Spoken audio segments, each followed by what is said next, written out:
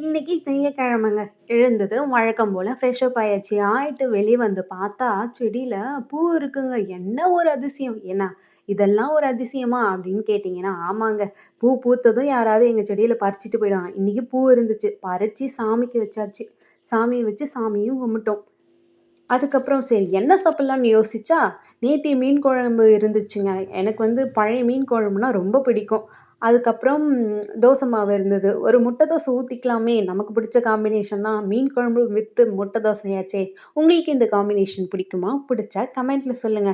நீங்க நெனைக்கிற மாரிலாம் எனக்கு பர்ஃபெக்ட்டாலாம் தோசை ஊத்த தெரியாது. ஏதோ எனக்கு தெரிஞ்ச தோசைய ஊத்திட்டு, அதில கொஞ்சம் முட்டைய உடைச்சு ஊத்திக்கிட்டேன். அப்புறம் தோசை ரெடி பண்ணிட்டு, அம் திருப்பி போட்டேங்க. இந்த முட்டை தோசை கிழியாம திருப்பி போடுறதே எனக்கு ஒரு பெரிய டாஸ்க் தான். நீங்க எப்படி தோசைலலாம் எக்ஸ்பர்ட்டா? நான் ஏதோ சமையல் இப்பதாங்க புதுசா வந்திருக்கேன். எனக்கு சமையல் அவ்வளவா தெரியாது. அப்புறம் ரெடி சாதா தோசையும் ஒண்ணு ஊத்திக்கிட்டேங்க. மொத்தம் 2 தோசை. 2 தோசையும் மீன் குழம்பும் வச்சு நல்லா சாப்பிட்டேங்க.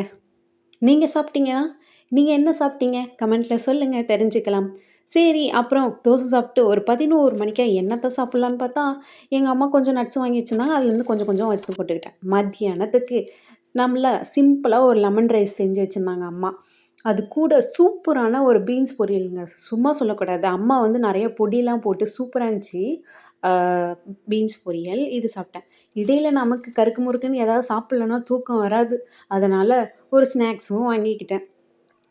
இப்பதான் எழுந்தேன் அதுக்குள்ள சாயந்தரம் ஆயிடுச்சுங்க. சாயந்தரத்துக்கு என்ன சாப்பிட்டோம்னா, டீய போட்டுக்கிட்டோங்க. நல்லா சுட சுட டீங்க சூப்பர். அது கூட என்ன வாங்கிட்டு வந்தேன்னு தெரியுமா? ஒரு பிஸ்கட் பாக்கெட்டும், ஒரு பொற பாக்கெட்டும் வாங்கிட்டு வந்தாங்கங்க. இதுதாங்க அந்த பொறையும், பிஸ்கெட்டும். இ ஆக்சுவலா இந்த காஃபி குடிக்கிறதே எதுக்கு தெரியுமா? இந்த மாரி சைட்ல ஏதாவது தொட்டு சாப்பிட தாங்க. உங்களுக்கு இந்த மாரி சாப்பிட பிடிக்குமா? கமெண்ட்ஸ்ல சொல்லுங்க. பாய்.